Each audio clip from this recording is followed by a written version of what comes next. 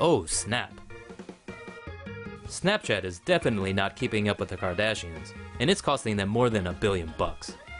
The company recently redesigned the app to make it more user-friendly, and ended up doing the exact opposite.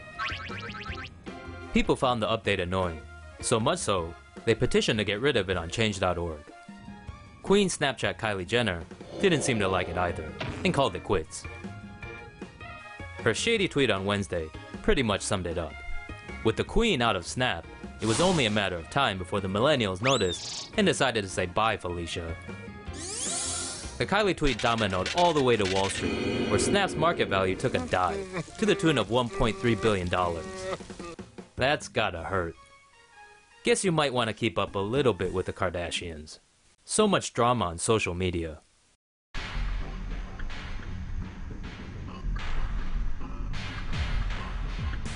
Chris Roberts, a top airline computer systems security expert, was banned from flying on United Airlines after posting an ominous tweet while in mid-flight from one of the airline's jets. Roberts was on the way to a security conference last week when he tweeted out a message that made it seem to FBI officials that he was trying to deploy the oxygen masks aboard the plane by hacking in through the Wi-Fi system. Agents greeted him at the next airport totally unamused. Roberts has publicly admonished Airbus and Boeing about the lack of security between the in-flight Wi-Fi and entertainment systems and critical flight systems. He believes a very skilled hacker appearing to be a passenger getting work done could be in reality hacking into a jet's flight management systems, allowing access to do things like dump the fuel while keeping alerts to the cockpit silenced. Roberts ultimately made it to his destination aboard a Southwest Airlines jet, but still believes the airline and aircraft makers should heed his warnings before a disaster such as the one outlined besets them. Conan OBrien sued for Twitter joke theft. Our favorite late-night funny man, Conan OBrien, and his production company, Conaco LLC, are the target of a lawsuit filed by a San Diego man claiming Conan stole his jokes. Robert Caseberg says he is a comedy writer and that Conan stole a total of 4 jokes from his Twitter feed this year.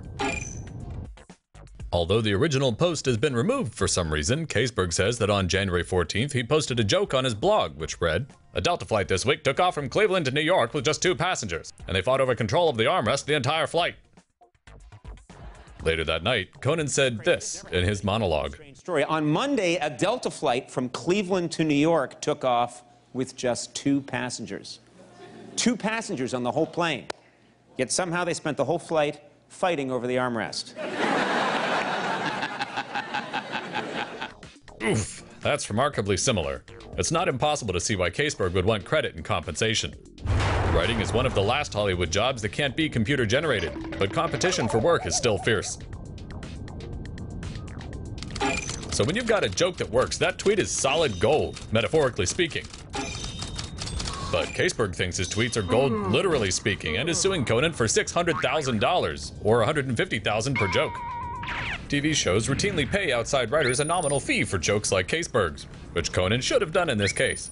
Caseberg's jokes are worth something, but not $600,000. He'll probably be happy with the settlement and the fresh name recognition this suit will bring.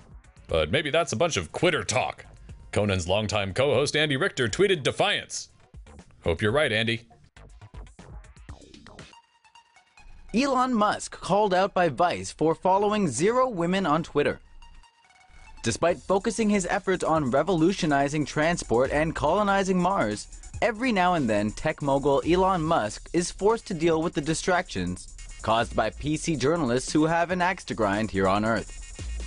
On October 4th, the visionary was called out by Vice tech subsidiary Motherboard for not following any women on his Twitter account.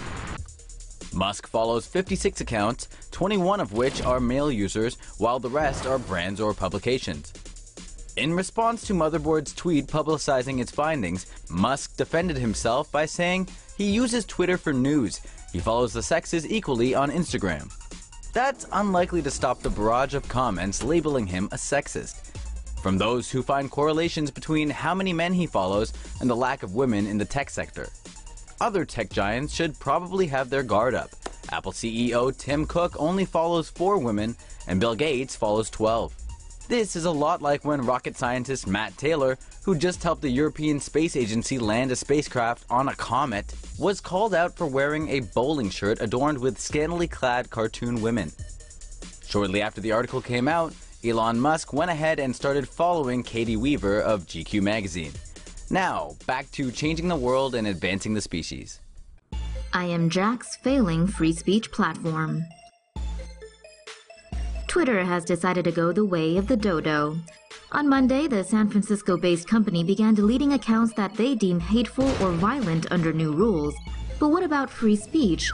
Twitter's a private company, Tomo Sapiens, and can censor as it pleases. No First Amendment protections here. Certain groups on all sides of the supremacy rainbow were kicked off the platform.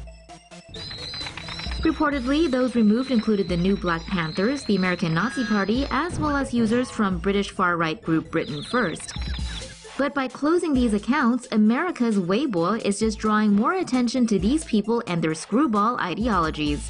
Elsewhere, Gab-I, a self-described pro-free speech platform like Twitter, is reportedly gulping up ex-Twitterers and new users from the left, right, and center.